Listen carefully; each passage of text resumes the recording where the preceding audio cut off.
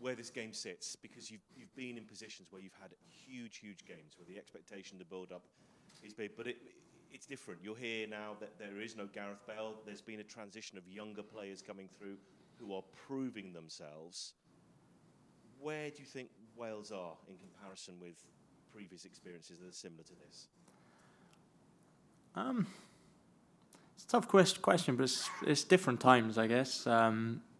Look, we don't have Gareth Bale this time. That's obviously a big loss for Wales. He's probably our greatest ever player. So, yeah, it's different, but that doesn't mean that there's any different feeling within the camp. We got a very motivated group, boys that have been there before, boys that have experience, and some boys who are playing at the top of their game. So, yeah, we're more than confident in the squad that we've got.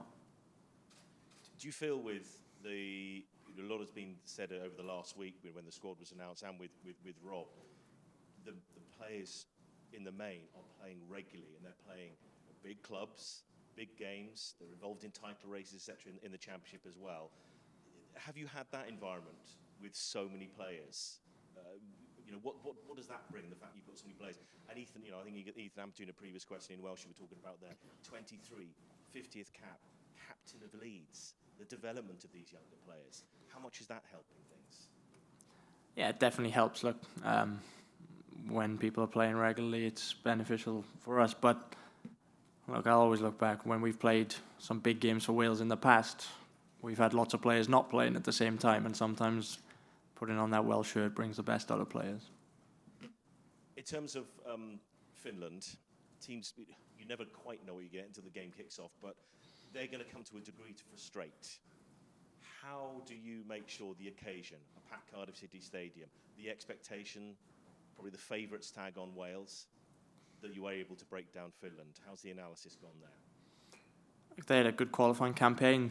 They've got a very well organised team and definitely got players that can hurt you if you're not switched on. So, look, we're going into a game with a game plan. I'm not going to give too much away, but we're anticipating it'll be a pretty tight, nitty-gritty game because of how well organised they are. So, look, the game's 90 minutes long. We have to try and dominate as much as we can and create as many chances as we can and hopefully break down that wall they've got the back.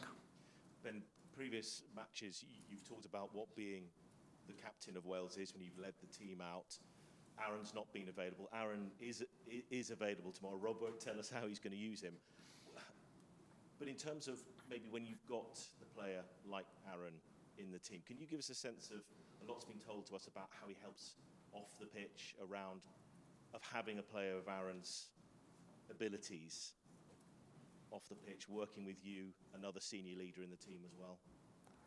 Yeah, look, I think the opportunity to have Aaron in this squad is a no-brainer. He's on his day, he can flip a game on his head. He can produce a moment of magic that can change results. So, yeah, as far as we're concerned, we're definitely lucky to have him here.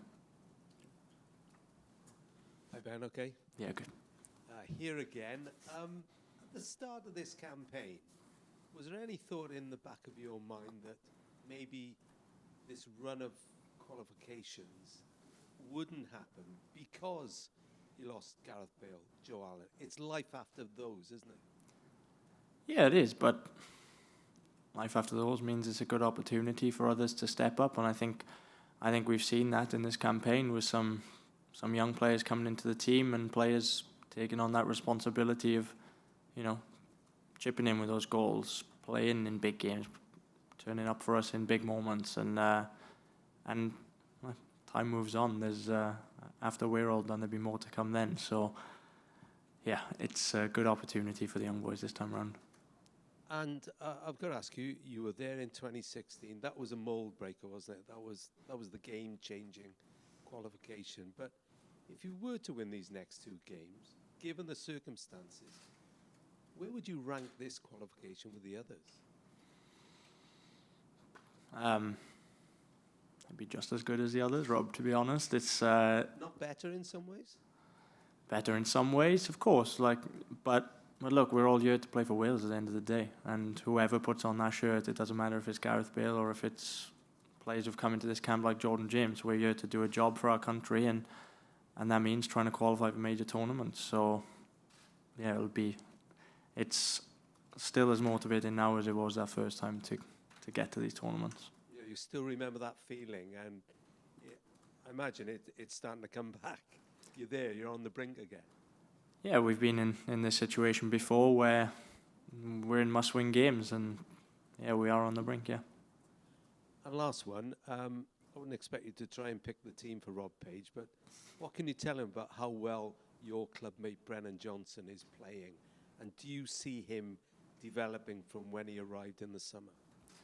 Yeah, definitely. I think, he's playing in a big club in big games now, and he's pulling out results. He's scoring goals, he's getting assists, and he's a very important player for us at a club level. So if he can bring that quality into that Welsh shirt for us, then we'll be very happy.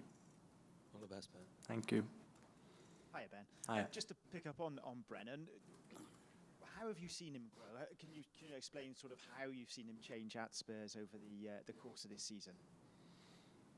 Yeah, it hasn't been that long, to be fair, but he's come in and he's been a breath of fresh air for us. He offers us a lot of pace. He's very direct, and he's got a knack for being in the right place at the right time. And he's developing a lot of his game. I think we still forget there's a young player there. It's a big transition when you come to a club like Spurs, but he's taken it in his stride, and I think we're only going to see a better and better player coming.